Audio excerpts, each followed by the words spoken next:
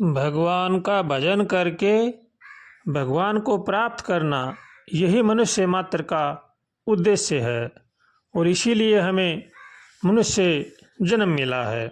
लेकिन हम माया के प्रवाह में बहकर, माया के चक्कर में चढ़कर, मोह जाल में फंसकर हम हमारे उद्देश्य से अलग हो गए हैं।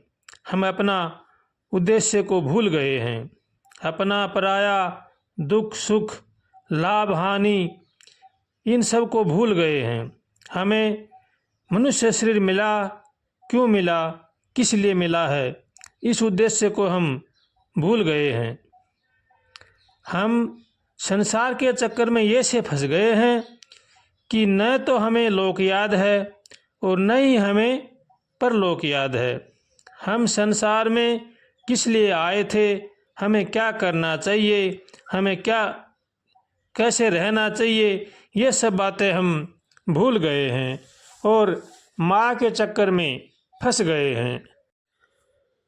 हम संसार में किस लिए आए हैं, हमें कैसा रहना चाहिए, हमें क्या करना चाहिए, इन सब बातों का हमें ध्यान ही नहीं है। हम हमारा यह अमूल्य जीवन ये से ही बेकार की बातों में, बकवासबाजी में खो रहे हैं। ये कितने बड़े घाटे की बात है। हमें सोचना चाहिए, विचार करना चाहिए और हमें क्या करना चाहिए इस विषय पर हमें ध्यान देना चाहिए। हमारा उद्देश्य क्या है, हमें भगवान ने किस लिए भेजा था, इस बात पर हमें विचार करना चाहिए। जो भगवान का भजन करना चाहते हैं, भगवान को अपना बनाना चाहते हैं, उनको चाहिए कि किसी भी प्रकार की इच्छा न हो, किसी भी प्रकार की चाहना न हो। चाहना ही मनुष्य को दुख में डालती है। चाह गई चिंता मिटी, मनवा बेपरवाह, जिनको कछु न चाहिए वो ही शहंशाह है। जो अपने जीवन में सुख शांति चाहते हैं, उनको चाहिए कि वे किसी भी प्रकार की इच्छा न करें। अगर किसी भी प्रकार की इच्छा में अगर हम फंस जाएंगे तो हमारा जीवन बर्बाद हो जाएगा। इसलिए चाह से बचना चाहिए, इच्छा से बचना चाहिए। मनुष्य मात्र का यही उद्देश्य है कि भगवान की शरण में होकर के भगवान का भजन करें। जीवन में चाहे दुख आए, चाहे सुख आए, चाहे हानि हो, चाहे लाभ हो, वो सब भगवान के ऊपर छोड़ दें। जैसा जैसा हमारा प्रारब्ध है वैसा वैसा जीवन में अपने आप होता चला जाएगा। इसलिए इनकी परवाह न करके भगवान की शरण में रह करके भगवान का भजन करना चाहिए। जिसकी रक्षा भगवान करे उसका कोई भी बाल बाका नहीं कर सकता। भगवान ने और उनमें उनके मंगलमय विधान में पूर्ण विश्वास और पूर्ण श्रद्धा होनी चाहिए। अगर हमारा भगवान पर पूर्ण विश्वास है, पूर्ण श्रद्धा है, तो हमारे जीवन में आनंद ही आनंद है। भगवान में पूर्ण विश्वास होने पर मनुष्य का जन्म सदा श्रद्धा के लिए सुख और शांति से बीतता है। इसलिए भगवान में पूर्ण विश्वास होना चाहिए, भगवान के प्रति पूर्ण श्रद्धा होनी चाहिए।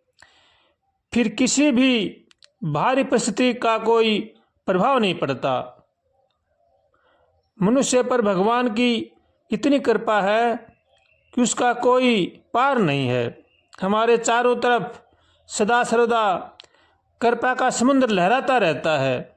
ये सा मनुष्य को अनुभव करना चाहिए कि हम उस कृपा समुद्र में डूबे हुए हैं और ऊपर नीचे आगे पीछे दाएं बाएं सभी और भगवान की कृपा की मधुर तरंगे हमारे चारों तरफ लहराती रहती हैं और हम उनमें आनंद मगन से रहते हैं। हमारा मन शीतल शांत मधुर तथा परम पवित्र हो रहा है।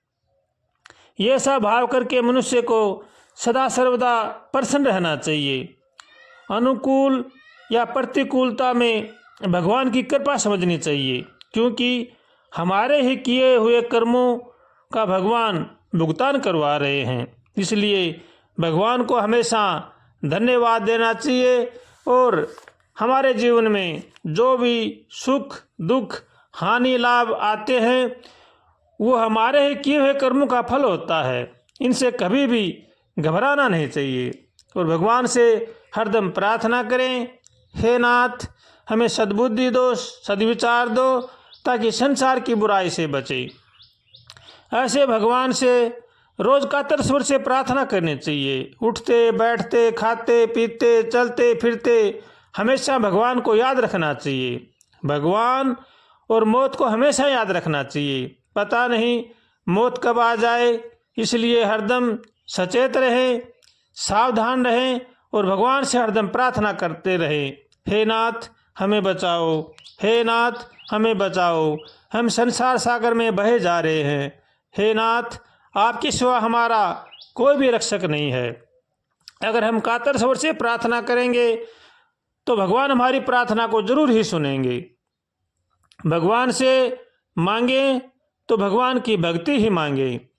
हमारे जीवन में जो दुख सुख हानि लाभ जो भी होना है वो हमारे कर्मों के अनुसार पहले ही तय हो जाता है। इसलिए भगवान की भक्ति मांगना ही मनुष्य मात्र का सर्वश्रेष्ठ धर्म है। इसलिए हरदम भगवान से प्रार्थना करें और भगवान की भक्ति मांगें और भगवान की भक्ति करें। यही मनुष्य मात्र का उद्देश्य है और यही मनुष्य मात्र का कर्म है। धर्म पर चलना, धर्म पर रहना, यही मनुष्य मात्र का धर्म है।